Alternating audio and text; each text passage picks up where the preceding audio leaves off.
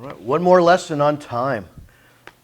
We've looked at time, just some basic realities of time that both the believer and the non-believer have to deal with. That is what Moses wrote 3,000 years ago, Psalm 90. The span of a person's life is how many years? 70, and if a matter of strength, 80. Some don't get to 70, some live over 80, and that's a matter of strength. But average life expectancy has not changed at all during 3,000 years. So Moses went on to say, teach us to what with our days? Count our days or number our days, that we might what? Gain a heart of wisdom. Yes, so we might think about how to live life. So we did some reality checks. Sometimes we have to be shaken up a little bit about life. Then we moved on last week to talk about turning time from being an enemy into what? A friend. Time does not have to be a curse in your life. You don't have to dread death. No one wants to die. I buckle up all the time. I'm not looking forward to dying. But I do look forward to what God has planned for me and for all those who have loved His appearing in eternity. And there's a way where we can turn around how we see time, which is clearly ticking down as far as this temporary life, and then use it for eternal purposes. Remember, both Paul and Peter referred to this temporary body that we live in. In fact, the Apostle Peter called this body a what? Starts with a T, a tent. It's just a temporary dwelling place. Even though God wanted us to live with Him forever, Adam and Eve messed that all up in 15 minutes in the Garden of Eden, and all of a sudden we became very temporal beings. But that was not the end of our story. God, through His merciful plan of salvation, sent His Son to reverse what happened and to win victory over death, and to provide, as we sang so powerfully in an earlier song, provide for this resurrection where instead we can listen for our voice being called because the Lord has returned. And what a great song to capture that sense of anticipation. So we can look forward to the return of Christ, and we look forward to what God has planned. That's turning time into a friend. We can embrace our future rather than dread it. We can see death is not passing away, which is not really a biblical phrase, but instead we can see death as a what? It's like when you go to the airport, you depart. It's a departure because you're going on to another world that God has planned for you, that He's waiting to give you right now. He's just waiting for just the right time to send His Son. But we still have time left on this earth. And whether our days truly are numbered and we're in the zone, 70 to 80, or we're close to the zone, I'm 10 years away, or you're above the zone by a matter of strength, you can turn time on your side. You can make time be on your side. When I first thought of these words, making sure time is on your side, I realized those are not my words. That's a Rolling Stones song. And I looked that up. I don't want to try to sing it like Mick Jagger did, but I think he said something like, time is on my side. I looked that up. I was curious. I didn't think it was a spiritual message he was delivering. I think he had broken up with someone, or she'd broken up with him, and he knew she would come back. So he said, time is on my side. But I thought that's at least a great capturing of the words if you recognize that time can be your friend. It's on your side. No matter what your age, you can be exactly where God wants you to be rather than trying to live it all up for the here and now because that's all there is. So we're going to look at three principles where we can make sure time is on our side. One author said, time is either your friend or your enemy. It depends on what you do with it. Time in a way is neutral. It's just always ticking away. But time will propel you to the right and good things you ought to be doing if you see it that way. I don't know how many watched the Colorado football game last night. Deion Sanders coaching. Oh boy. Time. Once that game went into overtime twice, time was used on the side of Colorado. They rushed and did things they were not yet doing to catch up and ended up winning the game. But if you're a football team that just lags when time's running out, and you don't really seize the moment, you will lose a very close game. It can change very quickly. Time can be a friend or an enemy. Well, how do you make it a friend? Even further, to make sure it's on your side. First of all, use time to keep you out of sin. Sin needs you to not be thinking about time. Satan, when he wants you involved in sin, whether it be activities or attitude or simply not doing things you ought to be doing, he wants you not thinking about time. He wants you thinking that you have all the time in the world to maybe change what your conscience is telling you not to do, or you ought to do more with your life. He wants you thinking that you just have all the time in the world to change. I remember hearing growing up preachers talking about people envisioning when they retired they would have more time to go to church. Or when they retired they would then give more time to the Lord, but right now they just don't have time to do it. And some of those believers never lived even long enough to hit their retirement years. In their life ended far earlier than they thought. Or this great revival that person thought would happen the minute they turned 65 and they got their retirement watch never happened. They just continued being the same old person they always were, because they really didn't sense the value of time, and they supposed they would do something great when they got older, where really they didn't do anything great at all. I want to look how the Apostle Paul in Romans 13 talks about how we ought to see time in view of getting rid of things that ought not to be in our lives. Romans chapter 13, verses 11 through 14. Notice what he says about change your life, but he connects it to time. He connects it to time. By the way, you could bookmark or put a note in 1 Peter chapter 4, verse 6. Peter does the same thing. Talks about time. We spend enough time in past living. But notice how Paul does it. Romans 13, verse 11. Paul writes to the Roman Christians after many exhortations, and he says this, verse 11, "And do this, understanding the present time." Just pause here. He tells them there's things you need to do, but he says it in the context of understand the time. Recognize what's going on. Understand the time. He says the hour, verse 11, has already come for you to do what? Wake up from your slumber. He doesn't say the hour is going to be at 65 when you have more time because you're retired. He says the hour's already come. The time is now always to do the right thing. To wake up from your slumber. So if you're spiritually lazy, move on. He says, because our salvation, notice the reason. Because our salvation is what? Nearer now than when we first believed. Verse 12, the night is nearly over. The day is almost here. So let us put aside the deeds of darkness and put on the armor of light. Verse 13, let us behave decently as in the daytime, not in carousing and drunkenness, not in sexual immorality and debauchery, not in dissension and jealousy. Verse 14, rather, clothe yourselves with the Lord Jesus Christ, and do not think about how to gratify the desires of the sinful nature. All right, let's look at some of these powerful statements that Paul made about how to live in relation to time. So he says in verse 11, the hour's already come for you to wake up out of your slumber. The time to do the right thing is always now. Don't wait till things get better at work. Don't wait till you have a problem-free marriage. Don't wait till your kids are always doing the right thing all the time to do the right thing yourself. Don't think that there will be a time in your life where you will have nothing to do but serve the Lord.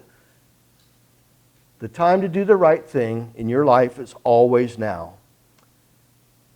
And here he's describing the state of slumber if you really are kind of dealing fast and loose with your priorities. If you're kind of involved in things, or have thoughts that are dominating your mind, or you're allowing certain things we're going to talk about in just a minute to run your life, Paul says, wake up. You got to wake up. Coaches use that. You guys got to wake up. You realize we're in the fourth quarter. You got to wake up. We're running out of time. And Paul says the night is nearly over, verse 12. The day is almost here. I mean, things are going forward. He says, and let us put aside the deeds of darkness and put on the armor of light. And then he said earlier, because our salvation is nearer now than when we first believed. That is, God's ultimate plan for your life and for my life is closer now than it's ever been. As time moves on, he's changing it from, hey, we got to live it up because it's all going to come to end. He's simply saying, hey, we're closer now to heaven than we've ever been. So as you're moving on with the decades of your life, you're closer now to what God has planned than you've ever been. I think I shared this one time in a lesson. When my 4 daughters were little, we'd go on a lot of road trips. They didn't really understand the time of a road trip. Driving down to Disneyland would seem like a 5-day trip to them because they didn't really have a good reference point of time. So they liked watching SpongeBob, so I'd say, well, if we had 2 more hours, that's 4 more SpongeBob episodes that are half an hour each. I tried to find time references for them. But sometimes when they kept saying, what time, Dad, are we going to be there? Are we almost there? Are we almost there? I would say, girls, we are closer now to Disneyland than we've ever been before. And that sounded real positive to them, but there was still going to be a little more time spent driving. But we were closer. I was telling the truth. We are closer now than we've ever been before. And I think that's what the Apostle Paul is doing through the Spirit of God here. He's motivating Christians to get rid of sin by saying, hey, you're closer now to your salvation than you've ever been. And the response is, hey, put off the deeds of darkness. Wake up. Put on the armor of light. Behave decently. He says, make sure you're not involved in carousing and drunkenness, living some wild party lifestyle where being inebriated all the time, that's the last thing you want to be in if you believe the words that Nathaniel read, let us rise up. Do I hear my voice? Is he calling me? I mean, we're always ready to go. But if you're drunk, how does that fit? Or he says involved in sexual immorality. Do you want to be involved in this immoral act if Christ returns? Does he want to find you in that hotel room with that person? Is that where you want to be when Christ returns? That's a motivator. Do I want to be doing this if Christ returns right now? Do I want to be caught in this behavior? That's a motivator using time to keep you out of sin. He says a debauchery, again, that's just a wild lifestyle where you're doing what you want to do, living, getting high all the time. Is that the way to live if your salvation is closer now than you've ever been? But he also adds this, notice verse 13, at the very end, dissension. Dissension is trouble between people. Sometimes our problems are not drunkenness and drug abuse or sexual immorality. It might be estrangement between someone that you're not talking to. And Jesus says, if you know there's some problem between you and another person and you're going to church, leave your gift at the altar and go make it right with that other person. That's a rough paraphrase of what Jesus said. But there's always a call to make separated relationships right. Now, Paul also says, much as depends upon you, live at peace with all people. If some people don't want to respond, they don't answer the door, they don't pick up the phone, they won't return the text, you still, though, try your best to do what you can do. You don't want an open case of dissension where you and somebody else are not talking and there's something you can do about it on the day that Christ returns. You don't want to have a trail of enemies or people that you just cut off or people that you haven't tried to make amends with. Paul says, put off dissension. But he also adds this, verse 13, jealousy. So it's not just drunkenness and immorality of a sexual nature. He says, I want jealousy gotten rid of too. So if you're living this life, say, man, I wish I had their house. I wonder how they can afford that. Oh, look at that new car they got. Ooh. Wow, they sure seem to be eating in a nice restaurant. I wish I could do that. If your mind is consumed with comparing yourself to someone else all the time and being jealous of people your age or age group that have things you don't have, and and you wonder how they got it all the time, and you think maybe they got it in the wrong way, or I bet their family gave them that money. That's jealousy. That's jealousy walking all around your life, and you might be going to church all the time, but if that kind of spirit's driving you, Paul says get rid of that. That's a deed of darkness. If we're going to rise up as we sing and listen to our voice, we don't want to be listening to other voices, especially our own, being jealous all the time. So use time as a motivator. Use time to say, I don't want to be consumed with jealousy. I don't want to be living sexually immoral.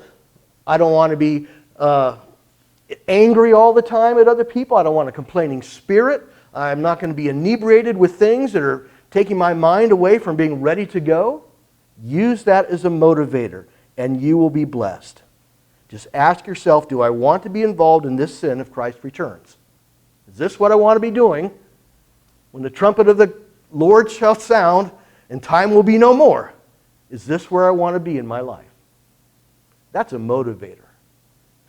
Use time to keep you out of sin. Here's the second way to use time and make sure it's on your side. Use time to keep you from presumptive living.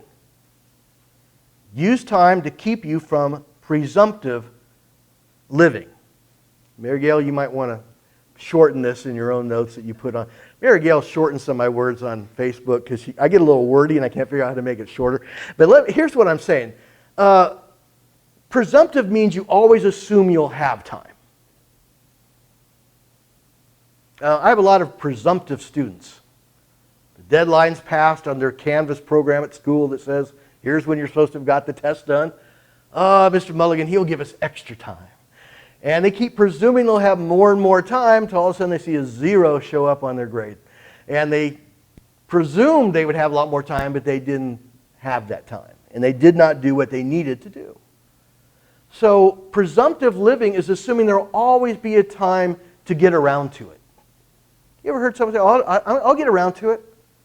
You ever had someone put you off? I say, you need something done, and it's got to be done by Friday at 5. Oh, I'll get around to it. Don't worry about me. But they never get around to it. That's presumptive living. Look at another example of presumptive living that we can actually make pivot to turn to be something good. The book of James chapter 4. James chapter 4.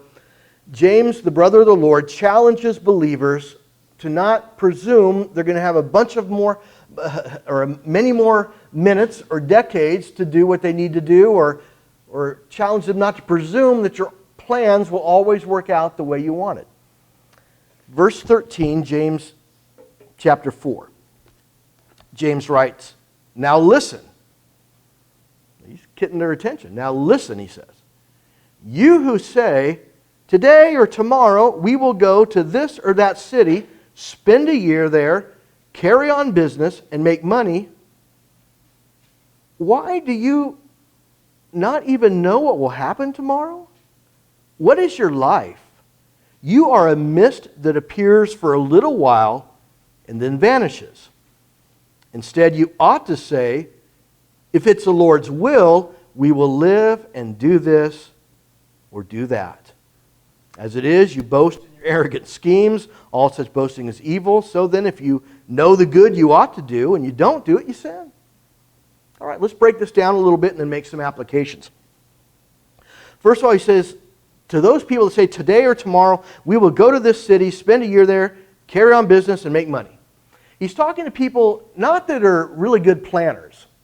He's not talking to people that are really responsible and they want to take care of things. He's talking to people that assume they'll have all the time in the world to do what they want to do, and all they got to do is plan it, and it'll happen.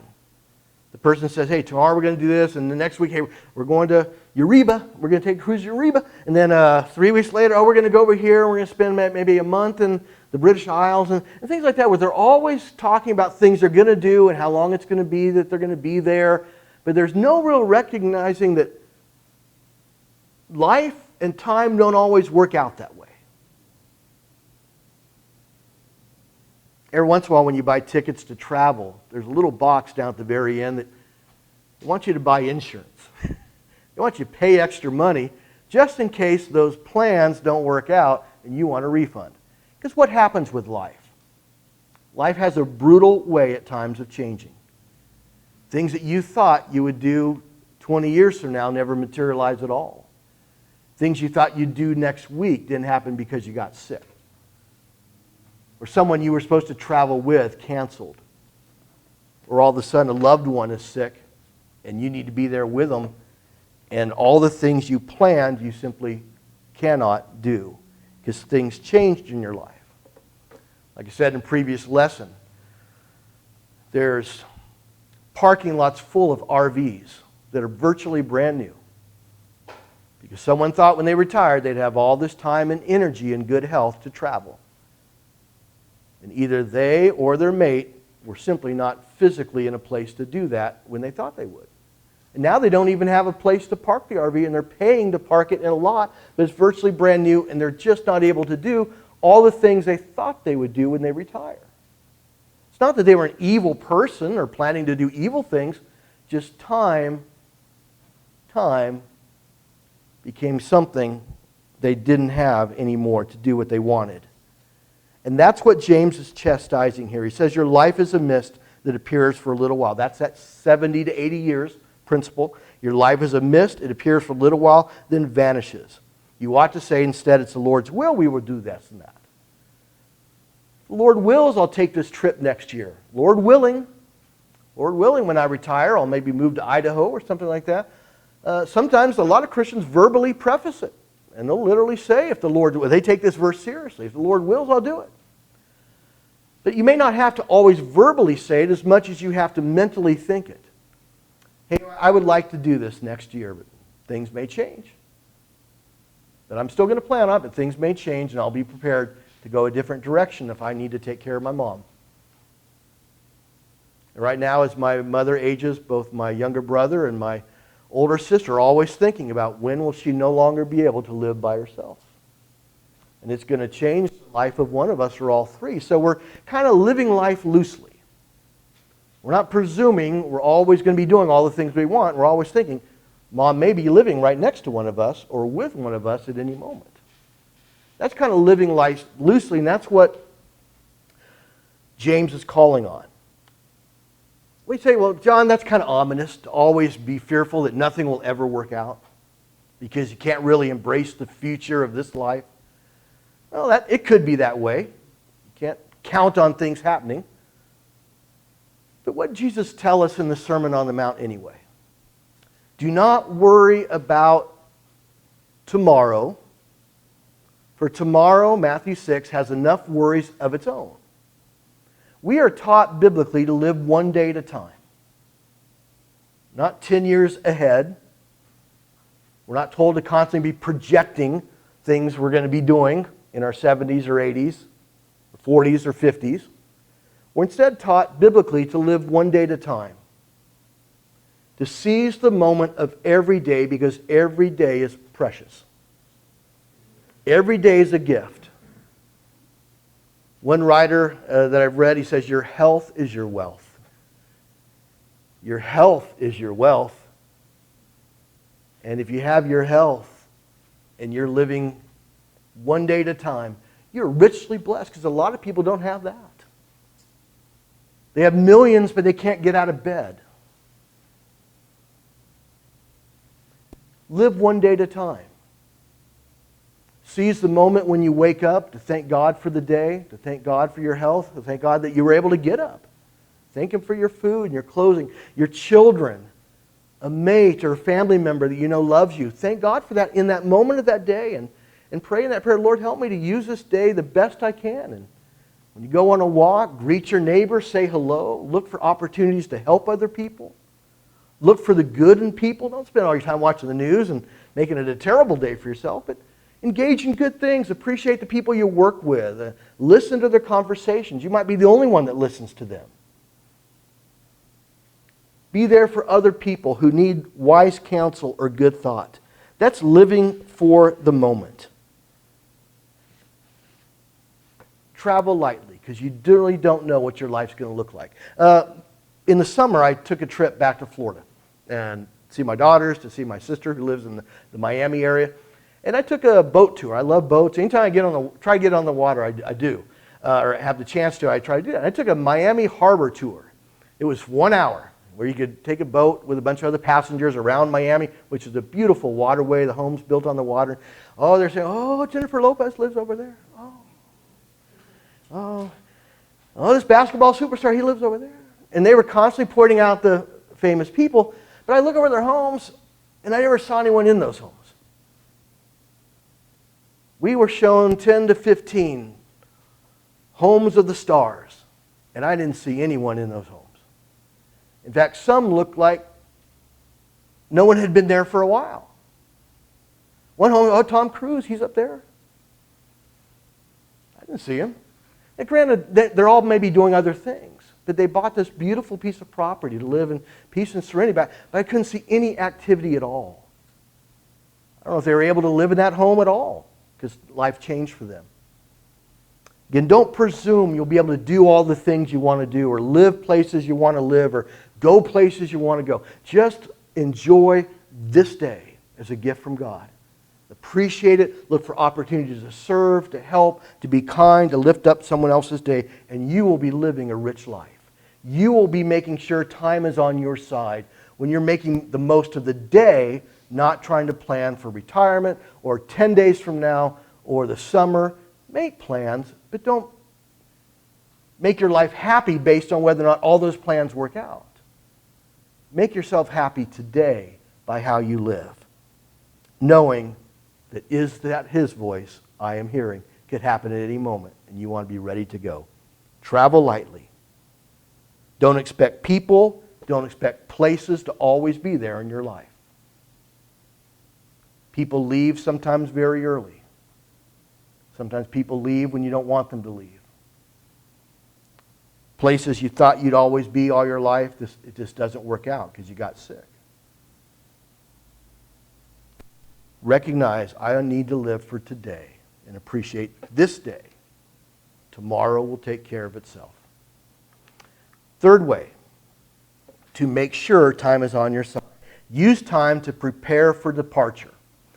We already explored last week the idea that instead of looking at death as passing away, look at it as departure. You are driving in the departure lane. You were going to the departures terminal at SFO all the time.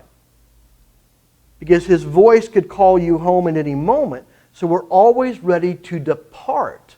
That is, go to the place God has prepared for us. And I want to see the mindset, though. How do you do that when you're near death? How do you do that when you're in the zone? That is, you know you're in that range of 70 to 80 years, or you're getting close to the zone, or you might never even get to the zone because something happens to you. How do you, especially in older years, how do you look forward to being with the Lord, but yet you wrestle with fears at the same time? Well, you're wrestling with the difficulties of the body of that age, or the worries about, will I get done all the things I've wanted to do? Will I do what I need to do? I want to see how the Apostle Paul approached his impending departure. Look at 2 Timothy chapter 4. 2 Timothy chapter 4. This is one of two letters that Paul wrote to a younger preacher by the name of Timothy. It's one of 4 letters he wrote from prison. He was in a Roman prison awaiting trial before Caesar. He sensed that that trial was not going to go well for him. In Philippians, another one of those 4 letters, he wrote, he hopes to come back and be of benefit to the churches, but he also realized he might die and go on to be with Christ, which is exactly what happened, history tells us. But look what he says as he knows death is on the horizon. And death is closer now than it's ever been for him. Look what he says about how he sees his life. I want to start with verse 1, and then I want to skip down to verse 6. Look what he tells Timothy. Verse 1, chapter 4. He says, in the presence of God and of Christ Jesus, who will judge the living and the dead, and in view of His appearing in His kingdom, I give you this charge, preach the word. Then he goes on to talk about the things Timothy needs to be preaching. But notice what he's aware of, verse 1. He knows he's in the presence of God who's going to judge the living and the dead, so he knows he has an appointment with Judgment Day that he can't cancel. But he also knows that Christ will be appearing at any moment. And he wants to be ready to go. Is that voice his voice? I am hearing. He has that mindset. But then he says, verse 6, "For I am already being poured out like a drink offering." Michael preached on that not too long ago. "And the time for my" what? Departure. There it is. Not my passing away or dropping out of existence. The time for my departure is near. But then he says, verse 7, "I have fought the good fight. I have finished the race. I have kept the faith." Verse 8, "Now there is in store for me the crown of righteousness, which the Lord, the righteous judge, will award to me on that day. And not only to me, but also to all who have longed for His appearing." In preparing for this lesson this week, I just want to camp out here a little bit to see what's he embracing. First of all, he's not dead yet. He hasn't departed yet, but he speaks in the past tense. He says, "I have fought the good fight. I have finished the race. I have kept the faith." What's the Apostle Paul doing here? He's using the past tense, though he's not departed. As someone who is in the zone by virtue of how many years you've lived on this earth, or someone who just has got the diagnosis of a terminal condition, and you recognize that your days are numbered. More than we're all dealing with numbered days. Your days are even more numbered because you've been given 6 months, or 4 months, or 2 months. There's a meaningful way in which you can say, even though you haven't taken your last breath, that as a Christian, you have fought the good fight, you have finished the race, you have kept the faith.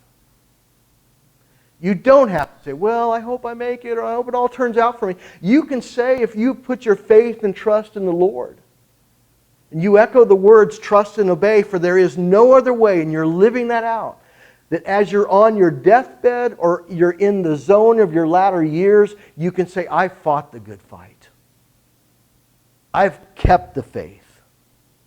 And I've finished the race." God's not expecting you to do 20 things a day when you're near departure. God is not expecting you to take a body that's showing the ravages of time and aging to muster enough energy to run around and claim a bunch of things and do a bunch of things. You can say, "I fought the good fight. I've kept the faith. I've finished the race." Even though you haven't departed yet. That is only able to be said by believers who have put their faith and trust in God. He's in a prison situation here. He's not going to be unshackling himself. But he knows how he's lived his life for the Lord.